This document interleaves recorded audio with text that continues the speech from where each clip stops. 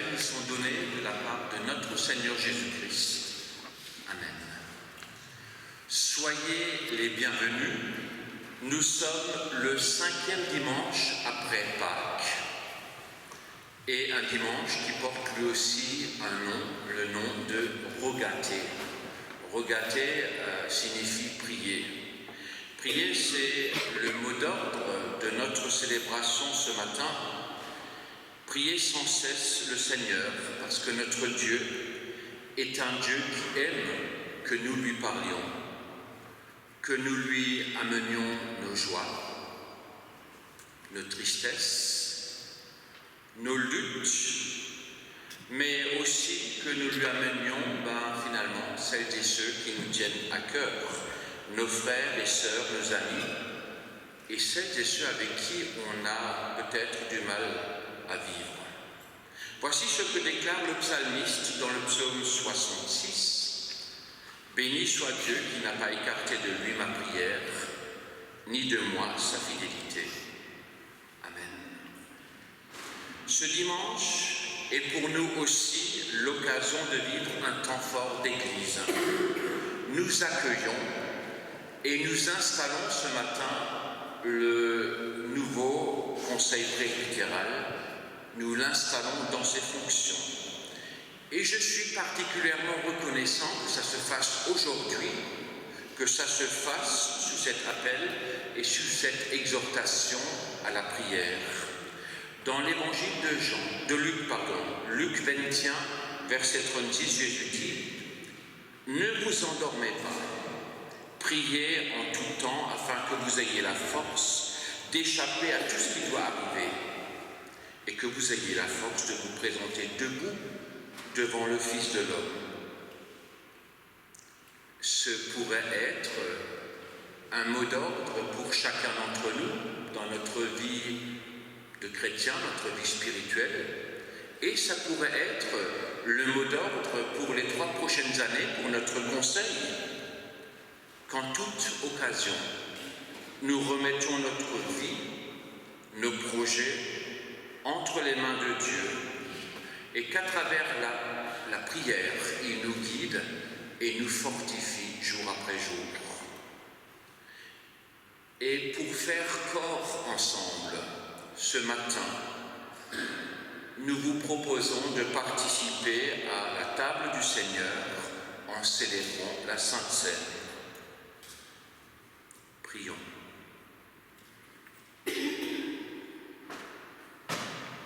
Seigneur, nous nous présentons devant toi à travers ce temps de célébration. Que ton esprit préside ce culte, que ta parole nous éclaire, que ton évangile nourrisse notre vie et nous guide dans nos projets. Amen. Que nos chants joyeux, c'est le premier cantique que je vous invite à entonner. Nous nous levons et nous chantons les 4 strophes.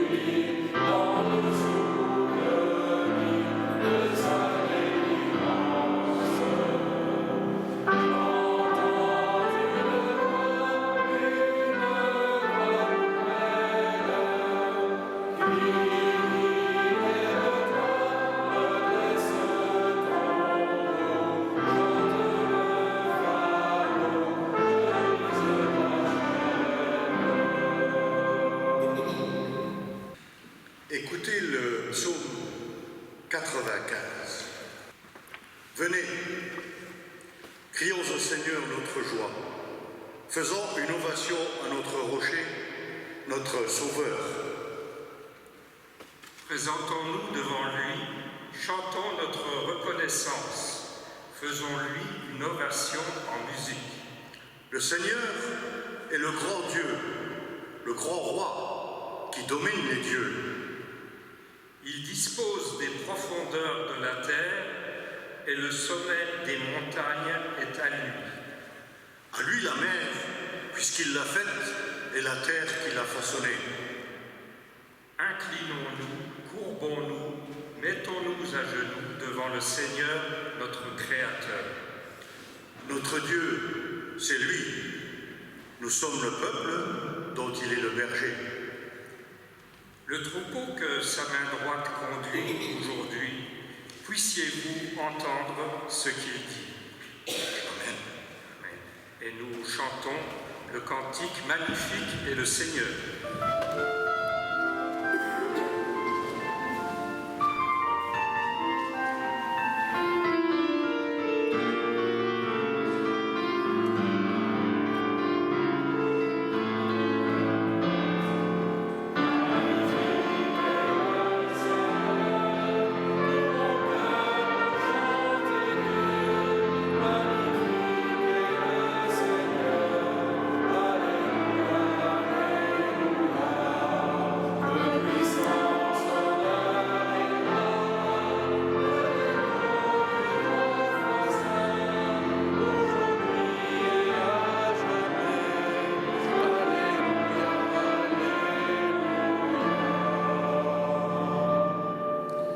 Je vous invite à reprendre place et prions.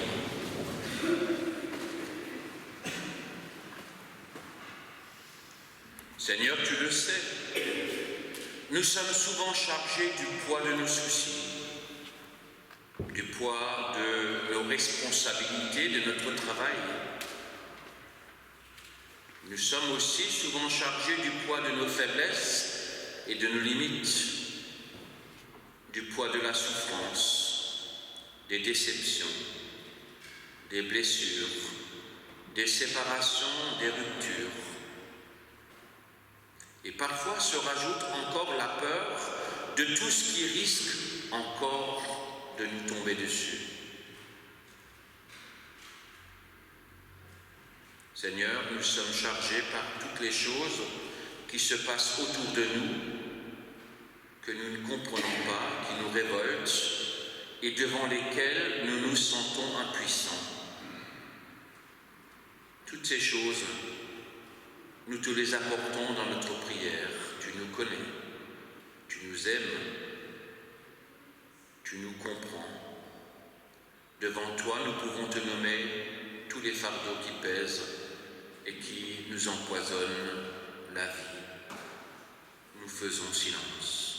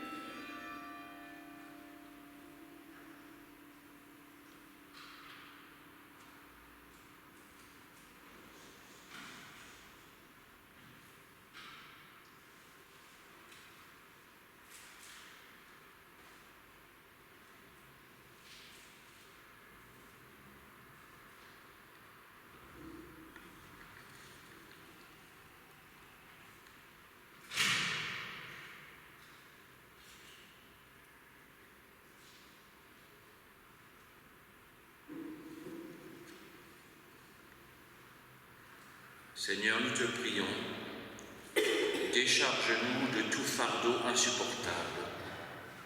Aide à chacun ici présent à porter la croix qui est la sienne. Apprends-nous à changer les choses que nous pouvons changer dans nos vies. Et donne-nous d'accepter les choses et les situations que nous ne pouvons pas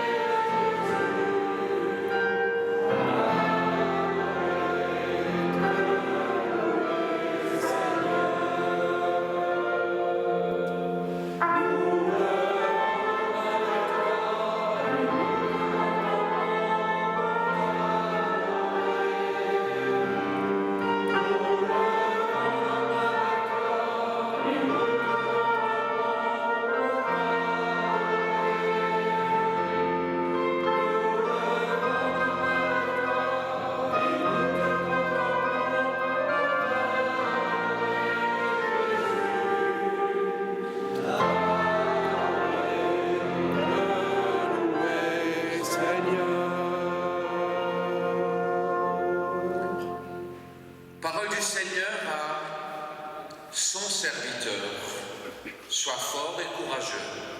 Ne t'écarte pas des commandements que je t'ai donnés. Répète sans cesse mes enseignements et médite-les jour et nuit. Et moi, le Seigneur ton Dieu, je serai avec toi partout où tu iras. Je chanterai l'Éternel tant que j'existerai.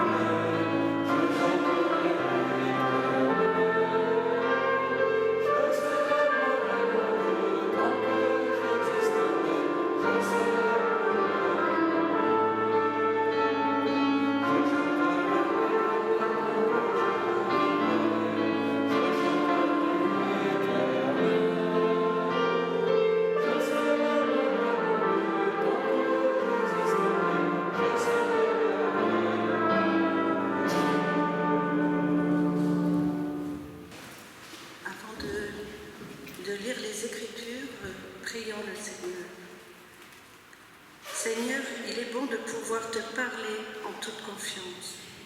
Rends-nous libres de pouvoir tout te confier. Apprends-nous à t'exprimer nos joies et à être reconnaissants. Donne-nous la force de te dire nos peines et nos difficultés. Apprends-nous aussi à te formuler nos rêves. Libère-nous de ce qui nous empêche de parler. Que la prière avec toi devienne une respiration pour notre vie et qu'elle nous permette de vivre heureux et en toute confiance. Amen. La première lecture aujourd'hui se trouve dans 1 Timothée 2, versets 1 à 6a. J'exhorte donc, avant toute chose, à faire des prières, des supplications, des requêtes, des actions de grâce pour tous les hommes, pour les rois et pour ceux qui sont élevés en dignité, afin que nous menions une vie paisible et tranquille, en toute piété et honnêteté. Cela est bon et agréable devant Dieu notre Sauveur, qui veut que nous les hommes, que tous les hommes soient sauvés et parviennent à la connaissance de la vérité. Car il y a un seul Dieu et aussi un seul médiateur entre Dieu et les hommes, Jésus-Christ, homme, qui s'est donné lui-même en rançon pour tous. C'est là le témoignage rendu en son propre temps. La seconde lecture se trouve dans l'évangile de Luc 11, versets 1 à 13. Jésus priait un jour en un certain lieu. Lorsqu'il eut achevé, un de ses disciples lui dit : « Seigneur, enseigne-nous à prier comme Jean l'a enseigné à ses disciples. » Il leur dit : « Quand vous priez, dites : Père, que ton nom soit sanctifié, que ton règne vienne. Donne-nous chaque jour notre pain quotidien. Pardonne-nous nos péchés, car nous aussi, nous pardonnons à quiconque nous offense, et ne nous induis pas en tentation. » Il leur dit encore : « Si l'un de vous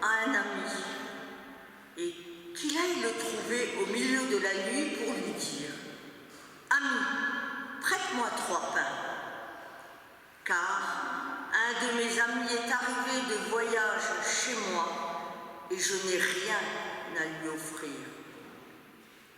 Et si, de l'intérieur de sa maison, cet ami lui répond « Ne m'importune pas, la porte est déjà fermée, mes enfants et moi sommes au lit, je ne puis me lever pour te donner des pains. »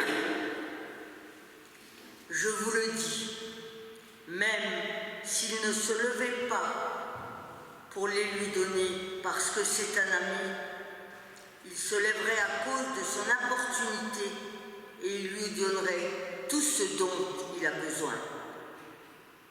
Et moi, je vous dis, demandez et l'on vous donnera. Cherchez et vous trouverez. Frappez et l'on vous ouvrira. Car quiconque demande reçoit, celui qui cherche trouve et l'on ouvre à celui qui frappe. Quel est parmi vous le père qui donnerait une pierre à son fils s'il lui demande du pain? Ou s'il demande un poisson, lui donnera-t-il un serpent au lieu d'un poisson? Ou s'il demande un œuf, lui donnera-t-il un scorpion? Si donc, méchants comme vous l'êtes, vous savez donner de bonnes choses à vos enfants, à combien plus forte raison le Père Céleste donnera le Saint-Esprit. Amen. Et nous confessons notre foi avec le symbole des apôtres. Je crois en Dieu, le Père Tout-Puissant, Créateur du ciel et de la terre. Je crois en Jésus-Christ, son Fils unique, notre Seigneur, qui est né conçu du Saint-Esprit, qui est né de la Vierge Marie. Il a souffert sous Ponce Pilate, il a été crucifié, il est mort, il a été enseveli, il est descendu aux enfers. Le troisième jour, il est ressuscité des morts, il est monté au ciel, il siège à la droite de Dieu, le Père Tout-Puissant, et il viendra de là pour juger les vivants et les morts. Je crois en l'Esprit Saint, la Sainte Église universelle, la communion des saints, la rémission de la péché, la résurrection de la chair et la vie éternelle. Amen. Et nous chantons maintenant Marche en ma présence.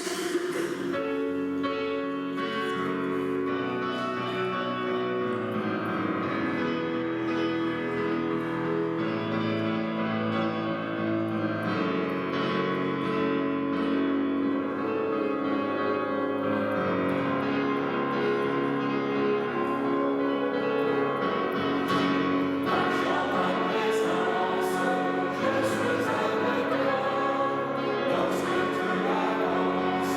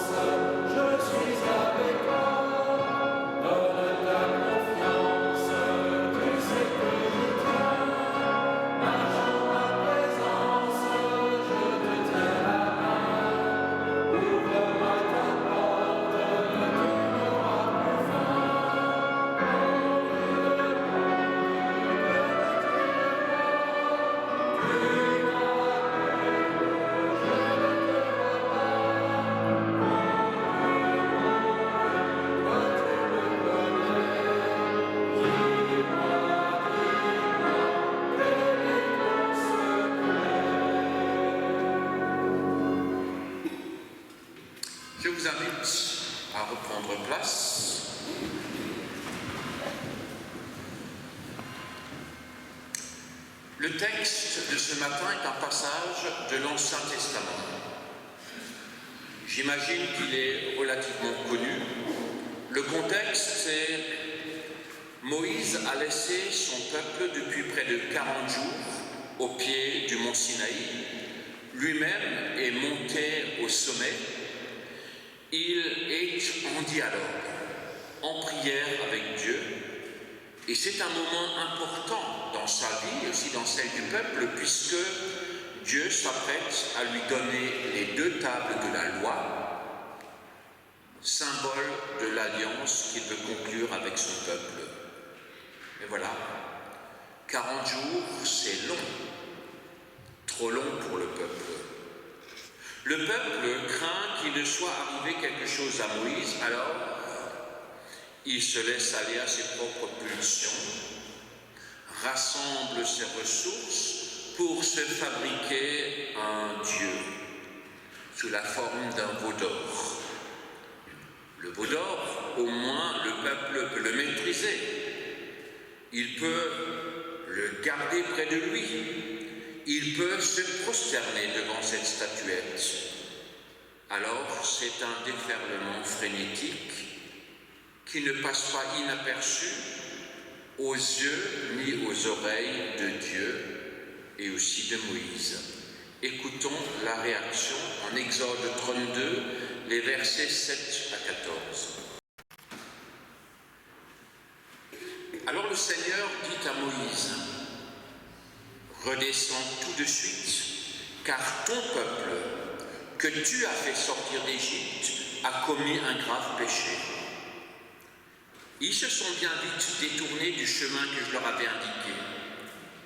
Ils se sont fabriqués un veau en métal fondu.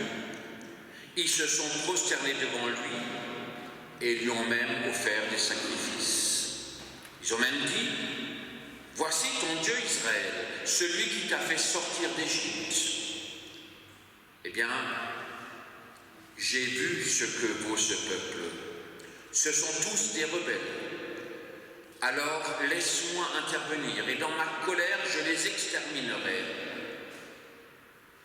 Mais de toi, je ferai naître un grand peuple.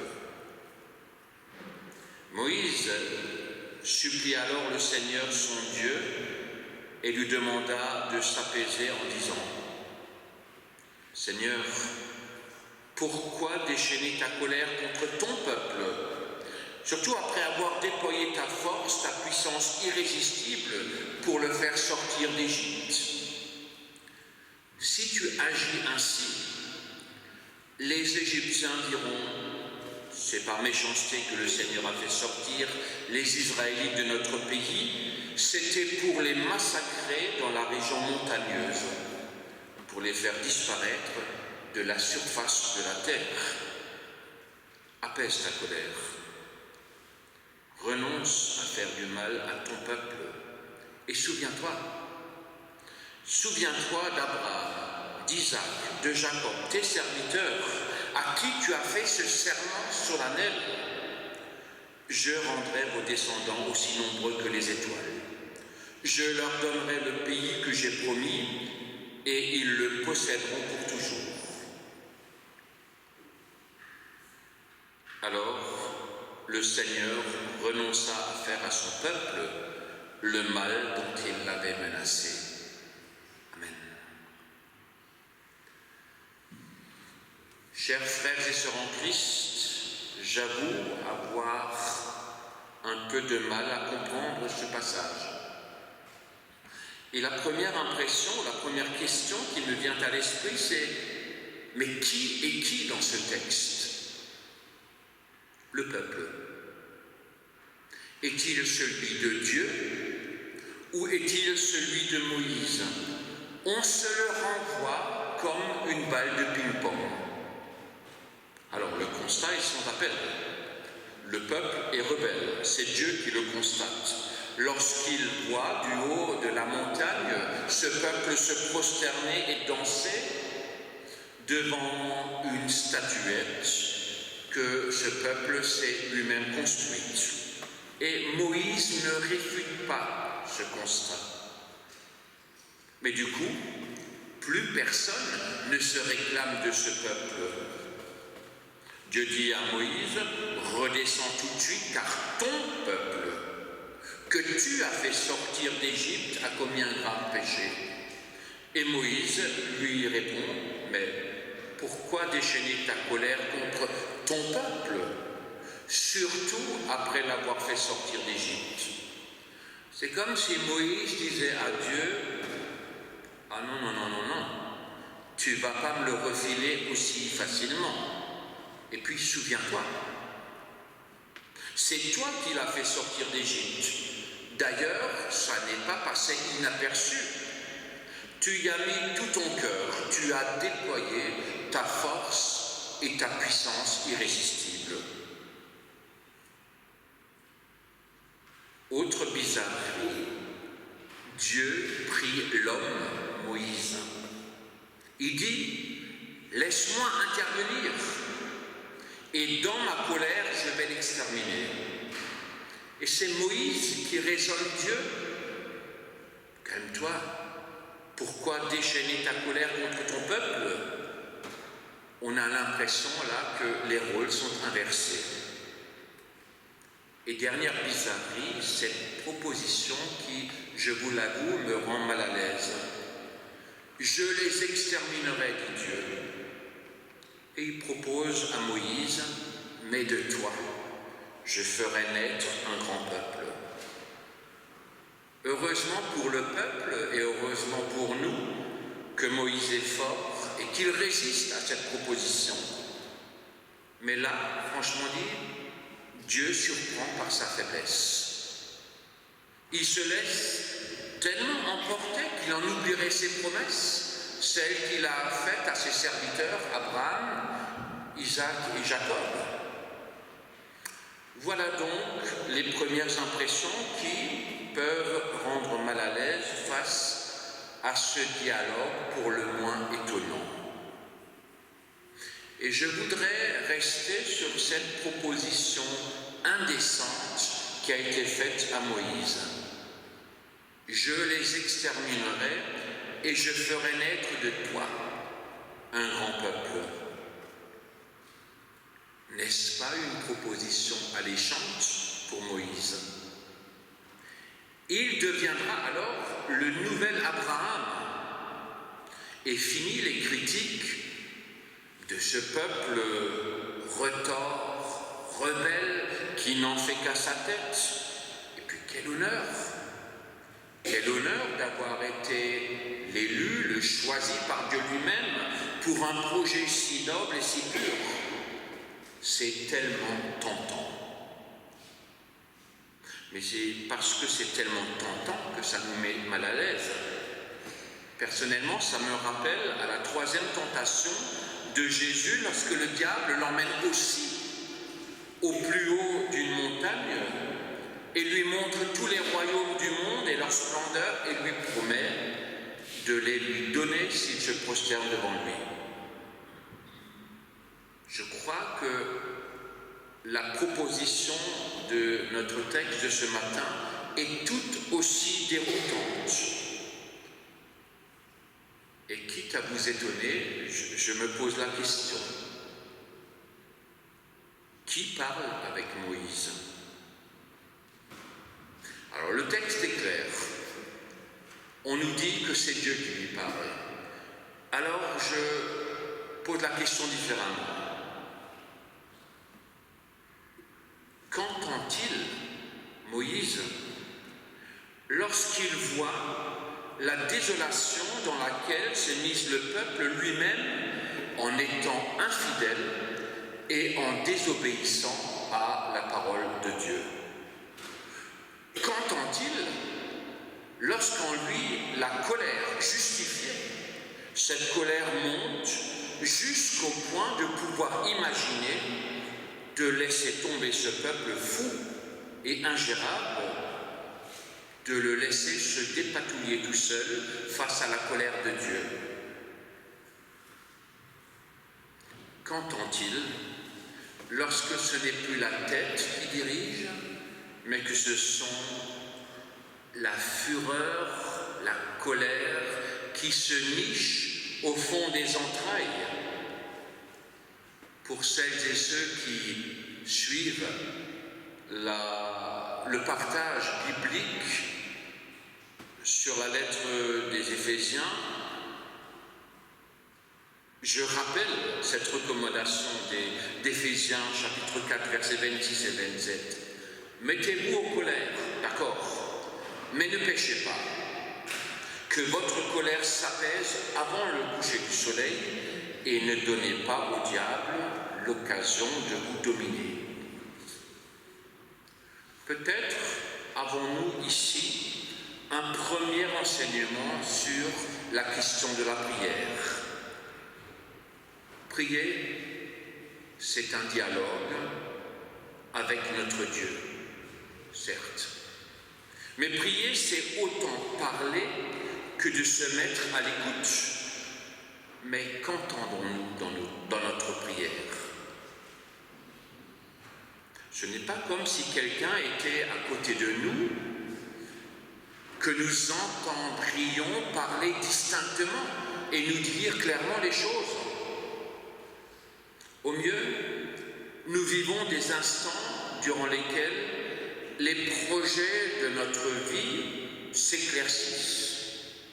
Parfois, nous avons la chance de tomber sur une parole biblique de façon inopinée, ou alors nous avons la chance d'avoir une parole humaine qui d'un seul coup fait sens, qui nous ouvre des horizons nouveaux.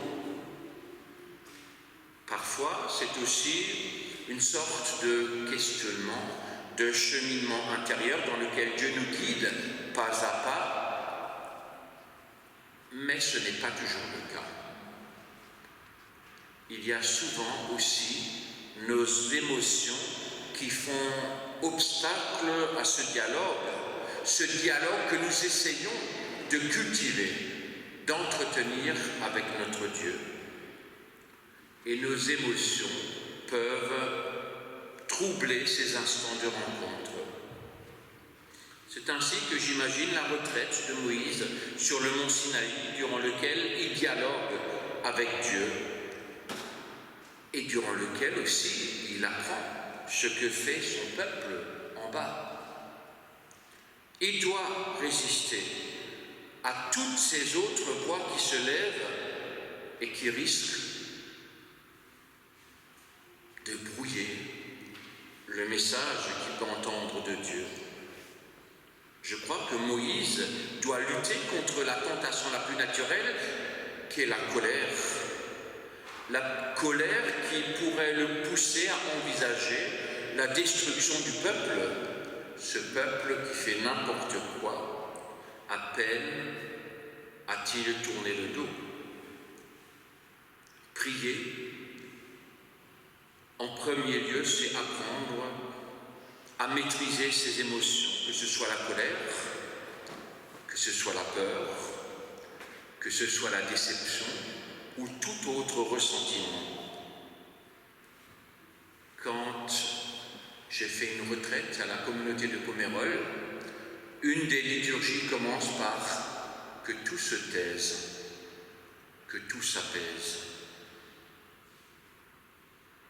Prier, c'est ensuite se baser sur la parole, sur les promesses de Dieu pour discerner ce qu'il nous donne à entendre et à comprendre.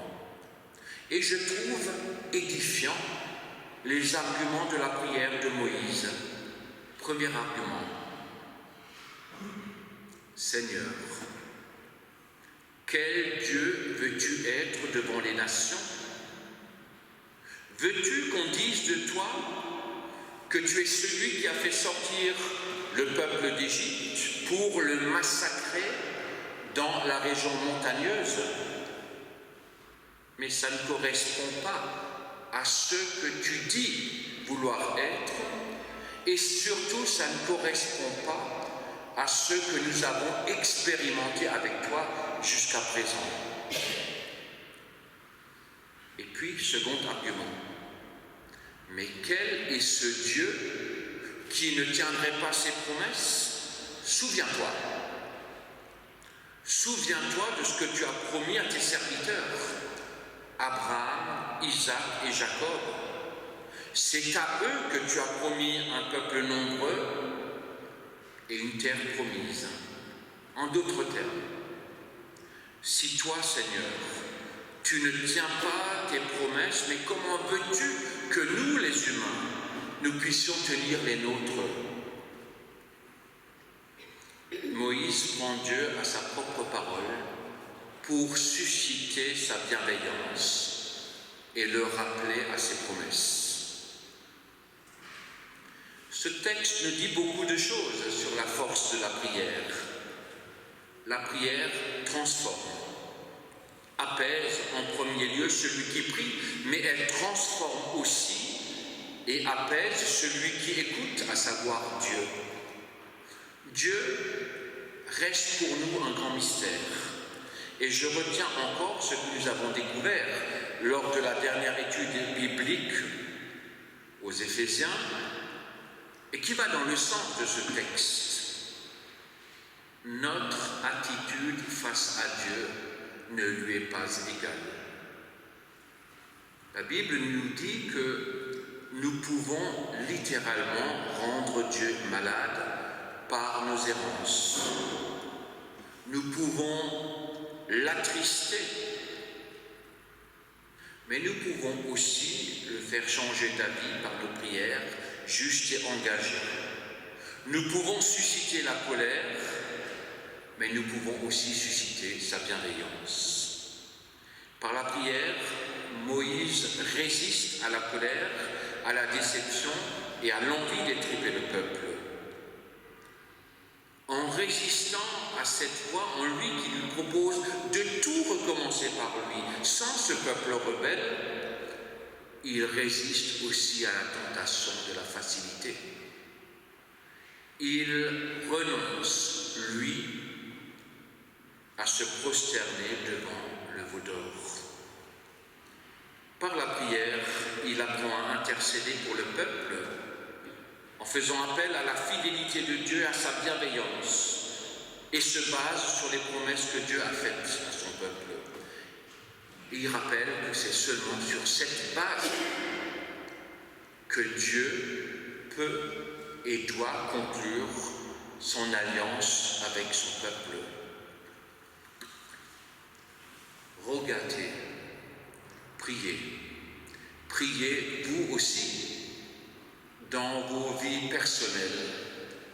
Et je reprends le mot d'ordre qu'on avait entendu tout à l'heure, Luc 21, 36, ne vous endormez pas. Priez en tout temps afin que vous ayez la force d'échapper à tout ce qui doit vous arriver et que vous ayez la force de vous présenter devant le Fils de l'homme.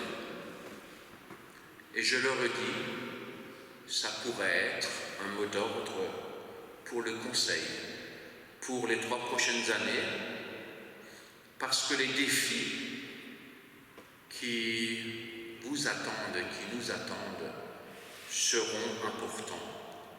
Les défis seront de taille. Priez pour faire taire les émotions, afin que ce ne soit pas la peur de ne pas y arriver qui prédomine, afin que ce ne soit pas la tentation de l'orgueil de vouloir faire quelque chose pour laisser une trace dans l'histoire qui prime, afin que ce ne soit pas la déception ou la colère, si ça ne va pas dans le sens qu'on avait souhaité qui prime. Prions pour que tout cela se taise, s'apaise, et qu'il ne reste en nous que le désir de faire place nette à la volonté de celui auquel nous sommes au service. Mais priez aussi pour découvrir la bienveillance et la fidélité de Dieu au milieu de toutes nos luttes et nos combats. Et surtout, priez pour le bien de l'Église, pour le bien du peuple de Dieu qui n'est pas toujours facile à guider, à diriger, tant il est parfois rebelle ou ne sais pas ce que vous mettrez derrière ce silence, mais qui reste et qui fait l'objet de toute l'attention et de toute la bienveillance et surtout de toute la fidélité de Dieu. Amen.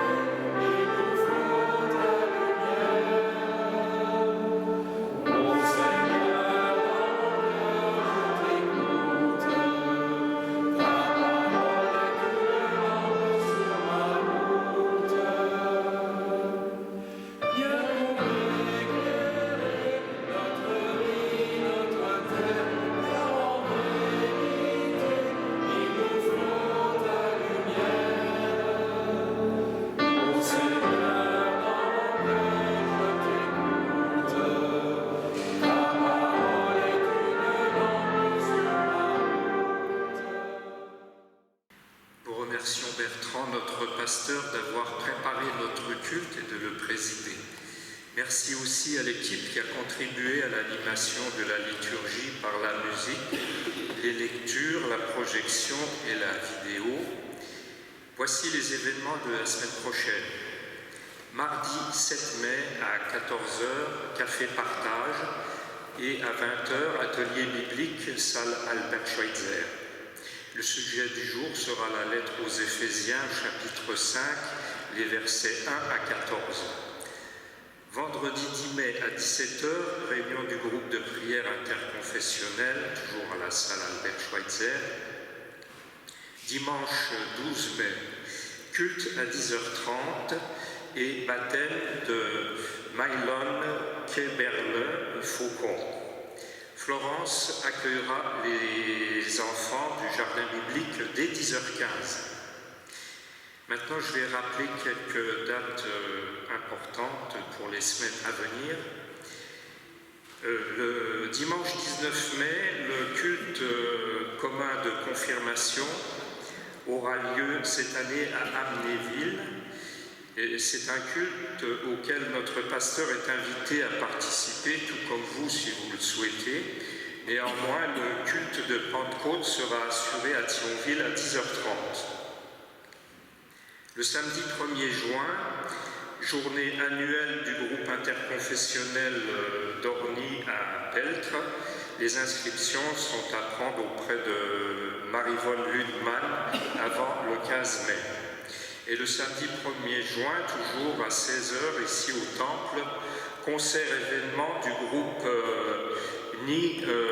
ACO, organisé par notre paroisse avec la communauté des chrétiens malgaches en Lorraine et au Luxembourg. Et le dimanche 30 juin, comme vous le savez, nous aurons la journée interparoissiale ici au Temple à partir de 10h. Maintenant, je voudrais donner la parole à Bertrand parce qu'il a des annonces complémentaires. Alors, je vais juste reprendre ma petite feuille. Alors, mardi, il y a effectivement étude biblique et bon, tu as annoncé chapitre 5, 1 à 14, en lisant les versets. Certains disent le texte, certains disent que c'est 1 à 20.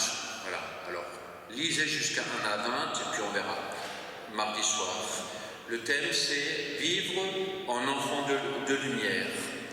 Si je parle de mardi soir, c'est parce que parallèlement, il y a aussi une conférence avec Pierre Stamboul.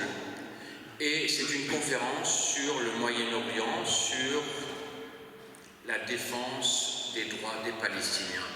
Je n'irai pas, mais je crois que peut-être qu'il serait bon que l'un ou l'autre y aille pour s'informer et pour nous rappeler peut-être ce qu'il a été dit à ce moment-là. Pourquoi je dis ça? C'est parce qu'actuellement, nous avons aussi un invité dans notre secteur, à savoir Mathieu Bouche, qui est le pasteur président de l'Action chrétienne en Orient et qui est actuellement à Nilvange pour parler justement lui aussi du Moyen-Orient. Et ce qui est important d'entendre et de prendre conscience, c'est que parmi toutes ces victimes, il y a aussi un certain nombre de chrétiens palestiniens qui, finalement, sont victimes de cette violence inouïe. Qu'est-ce que ça veut dire, l'Église universelle? Point d'interrogation. Et puis, dernière information, et non des moindres, c'est que cette année 2024 est une année de changement, d'élection. Aujourd'hui, nous allons installer le nouveau conseil presbytéral qui a été élu en février. On peut aussi, mais je ne vais pas revenir dessus, donner l'information que Michel Paniel a été élu président du consistoire de Metz. Et puis, hier, pour la première fois dans l'histoire des luthériens, une femme a été élue au poste de présidence de l'Église luthérienne d'Alsace et de Moselle. Alors je sais que chez les réformés, ça fait longtemps qu'on a élu une femme, je crois que c'est Thérèse Kiffet qui était présidente, oui.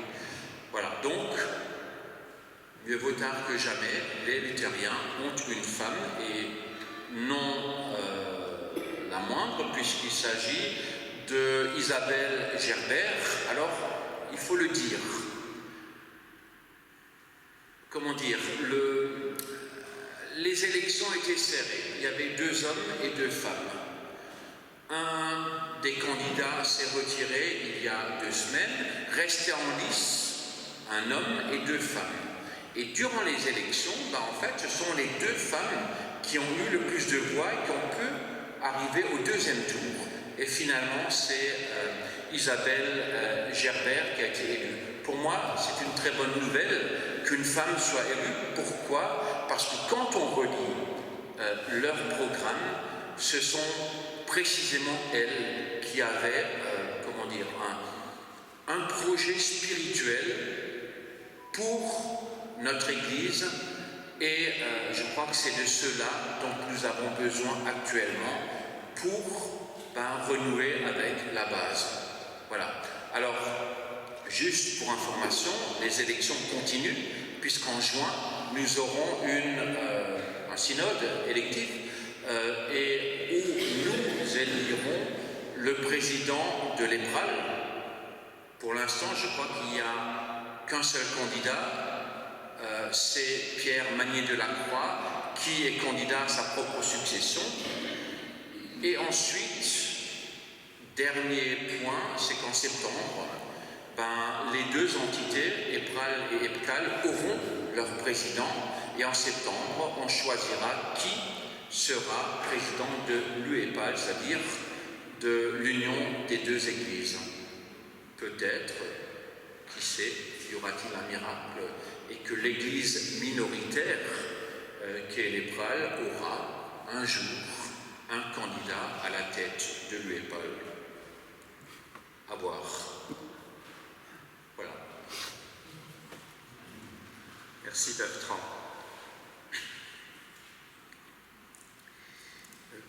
Tout à l'heure après le culte, un binôme de prière se tiendra devant la chaire pour prier avec vous si vous voulez rendre grâce au Seigneur ou lui demander de l'aide. Pour information, le montant de l'offrande cantate recueillie lors du culte de secteur à Yutz ce dimanche dernier est de 324,30 €.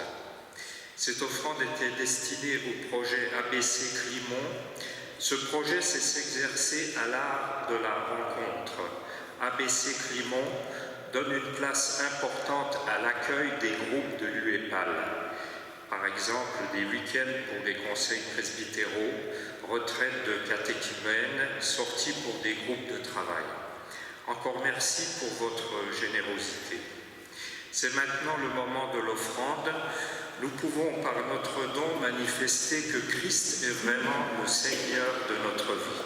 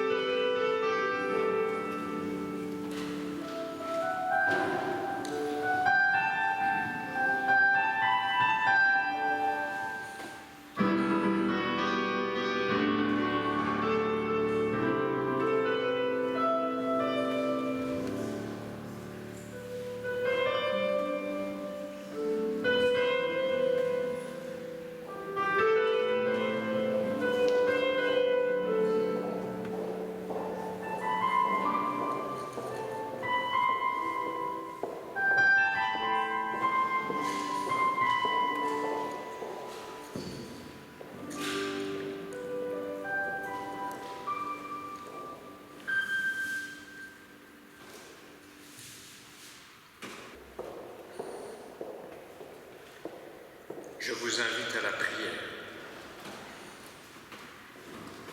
Seigneur notre Dieu, tout ce qui est dans les cieux et sur la terre t'appartient, et c'est de ta main que nous avons tout reçu. Reçois l'offrande que nous te présentons pour le service du monde et de l'Église. Tu es béni pour les siècles des siècles.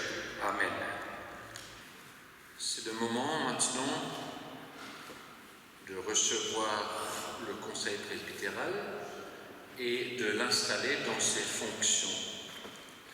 Alors je rappelle que le dimanche 4 février, vous avez procédé au renouvellement de ce conseil.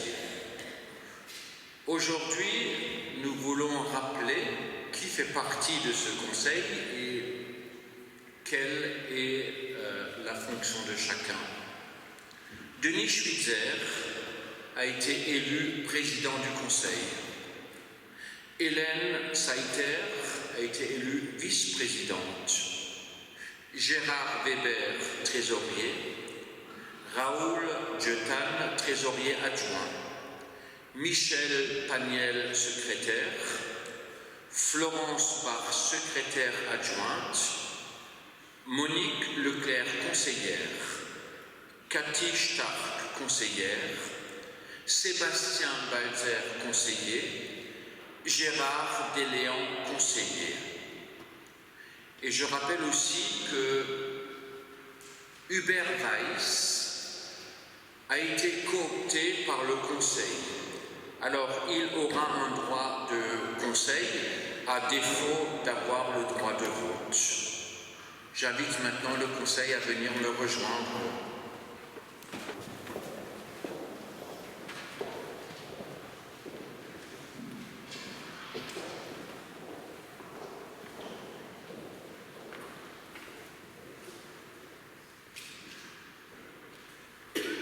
Je rappelle la fonction du Conseil presbytéral. Le Conseil presbytéral partage avec le pasteur la responsabilité de la vie spirituelle et de la gestion matérielle de la paroisse. Chaque membre, individuellement, et le Conseil dans son ensemble assurent ainsi au sein de l'Église un ministère auquel le Christ nous appelle et pour lequel il veut nous bénir.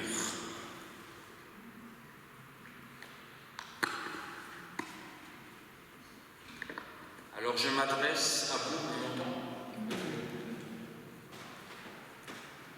Chers conseillers, vous mettrez au service de l'Église de Jésus-Christ les dons divers que vous avez reçus. Vous discernerez, vous susciterez, vous coordonnerez les charismes et les ministères que le Seigneur a donnés et donnera encore à la communauté pour qu'elle s'édifie dans l'amour et dans la connaissance du Christ. Vous exercerez le ministère qui vous a été confié en accord avec la foi de notre Église. Vous travaillerez dans la soumission mutuelle au Christ et dans la fraternité. Vous serez discrets dans vos propos, vigilants dans la prière, persévérants dans l'écoute, fidèles au repas du Seigneur et assidus aux assemblées de l'Église. Vous poursuivrez votre formation spirituelle, théologique et humaine. Vous serez solidaires dans les décisions du Conseil, du consistoire et du synode de notre Église. Si tel est votre engagement, alors répondez par « Je m'y engage, Jésus-Christ est Seigneur, qu'il me soit en aide ». Je m'y engage, Jésus-Christ est Seigneur, qu'il me soit en aide.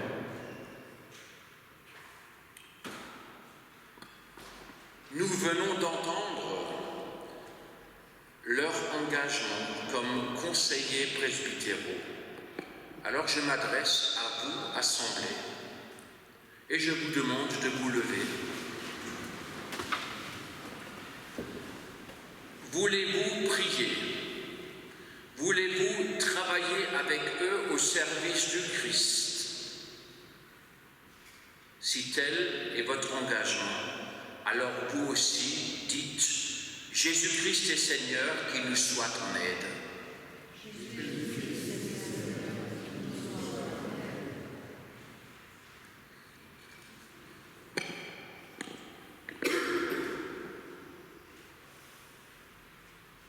Dieu notre Père, par Jésus-Christ notre Seigneur,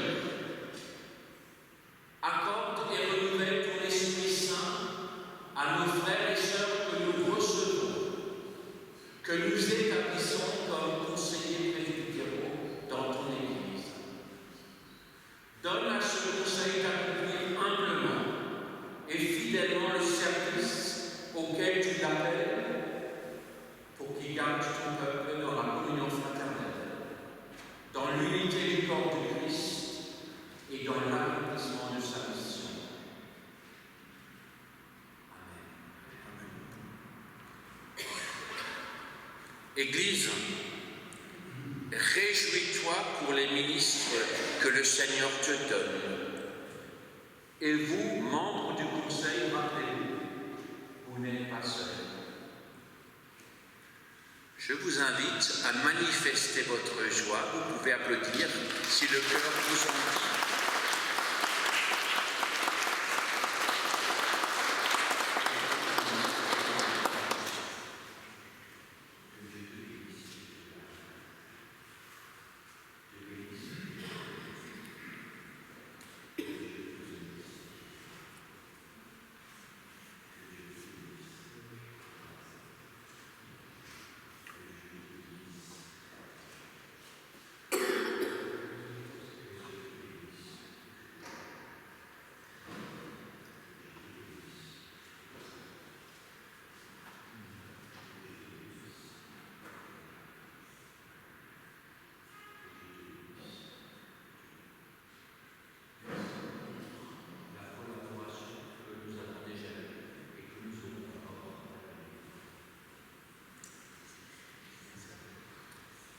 Je vous invite à prendre place et nous voulons écouter une.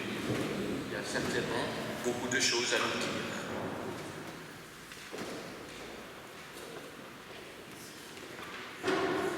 Non, rassurez-vous, je ne vais pas prendre beaucoup de temps.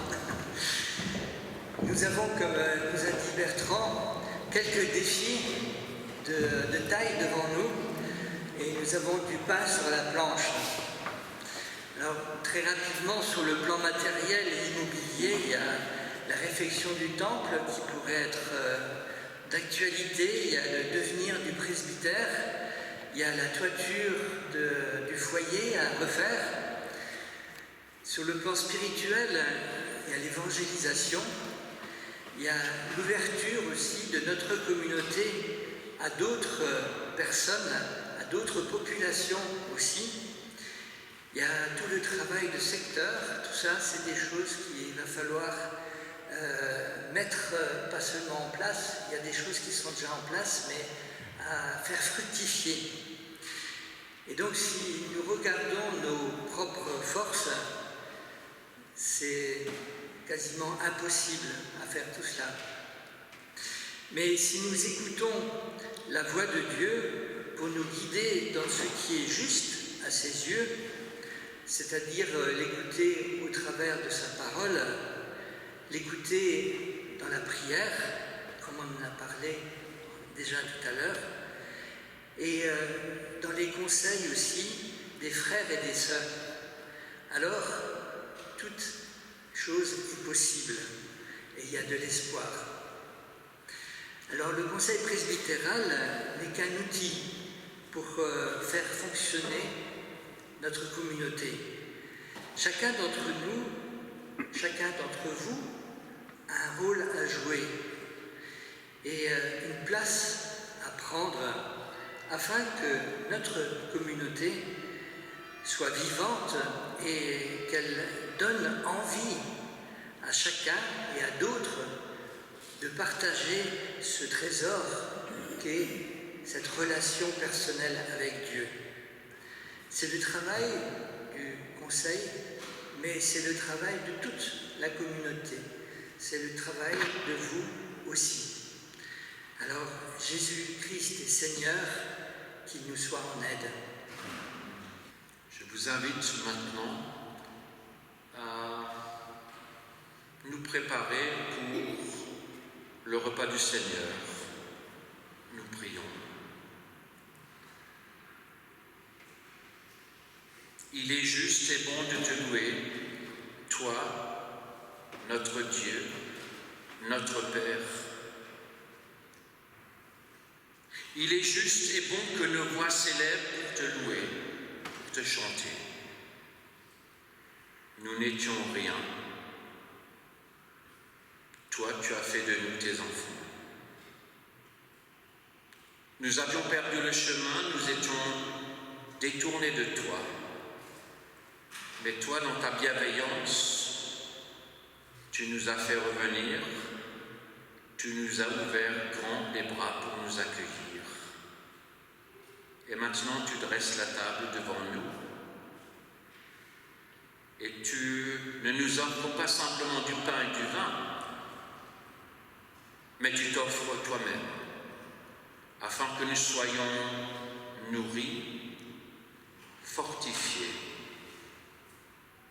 pardonnés, bénis, renouvelés. Nous avons déposé nos fardeaux, et toi, tu nous en libères. C'est pourquoi, avec gratitude, nous joignons nos voix à celles de l'Église tout entière, de la terre et du ciel, pour te chanter « Saint, Saint, Saint est le Seigneur ».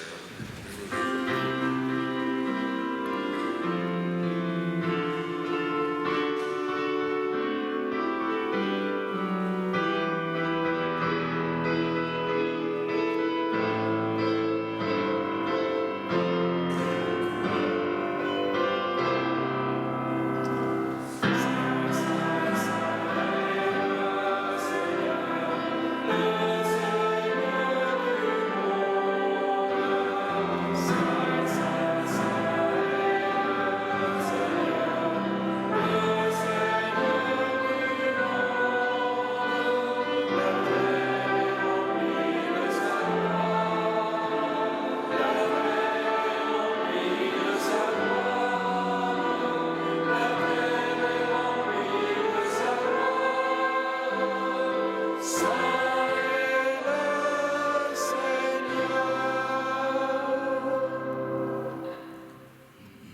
Dans la nuit où le Seigneur Jésus a été livré, il s'est mis à table avec ses disciples.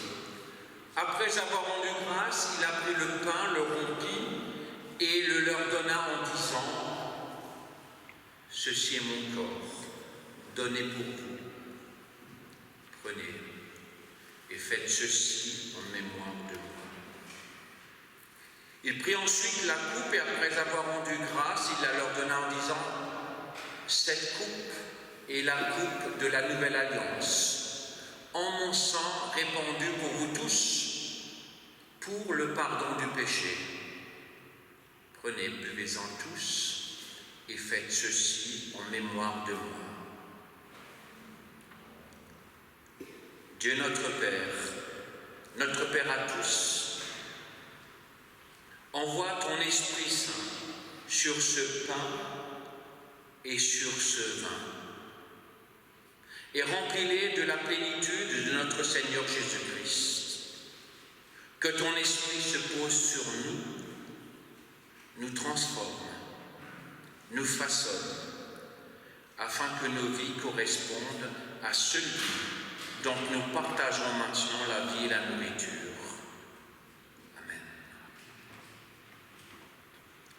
Frères et sœurs, la table est prête et c'est le Seigneur lui-même qui l'a préparée et qui nous invite. Il invite celles et ceux qui l'aiment et qui veulent l'aimer davantage encore. Alors viens, toi qui as reçu, toi qui as beaucoup de foi, mais aussi toi qui en as peu, toi qui es souvent venu à cette table, toi qui n'y es plus venu depuis longtemps, toi qui as essayé de le suivre, et toi qui as peut-être failli, qui n'y est pas arrivé. Viens. C'est le Seigneur lui-même qui nous invite. Et sa volonté, c'est que celles et ceux qui le désirent le rencontrent ici et maintenant. Parole du Seigneur.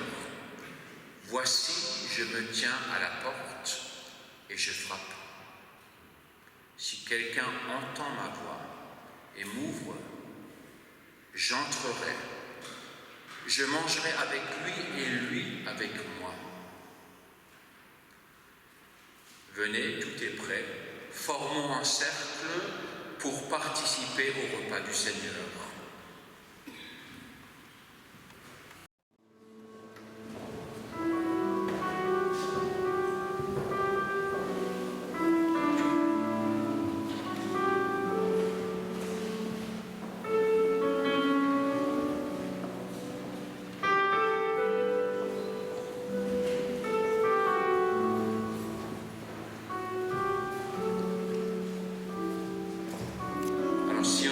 ne veulent pas ou ne peuvent pas participer. Je les invite quand même à venir dans le cercle et à ce moment-là, quand on passera avec le pain ou la coupe, faites un signe tout simple pour dire que vous ne participez pas.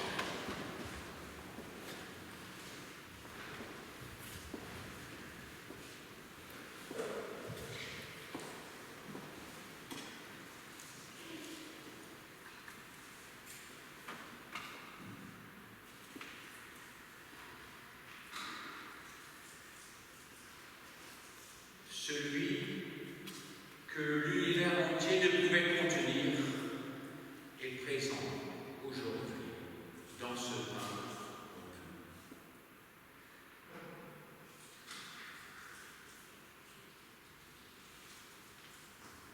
Celui qui nous appelle à être libres est présent dans cette coupe à laquelle nous buvons.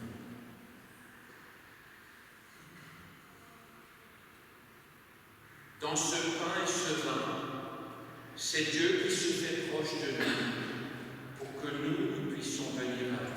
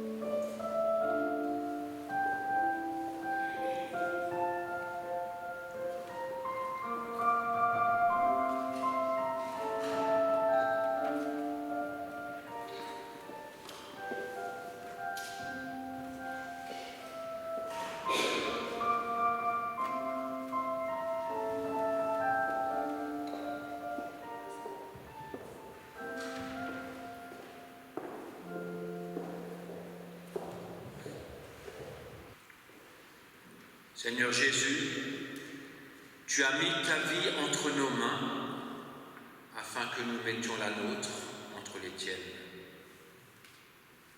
Accueille chacun ici présent. Renouvelle-nous.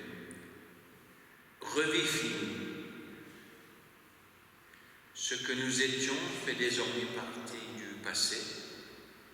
Ce que nous sommes et ce qui est encore à venir repose entre tes mains. Guide-nous, emmène-nous, au nom de Jésus-Christ, ton Fils, notre Seigneur. Amen. Je vous invite à regagner vos places.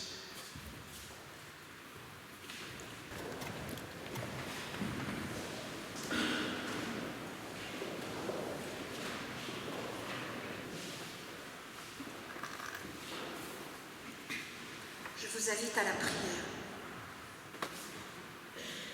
Seigneur, nous prions pour notre monde, pour les situations de conflit et de violence. Que la voix des médias qui parlent des guerres, cette voix qui suscite souvent la peur et la désespérance, ne soit pas plus forte que la tienne qui nous parle d'amour, de confiance, de réconciliation et de paix. Nous te prions pour notre paroisse, pour ce conseil qui vient d'être établi dans ses fonctions et à ton service.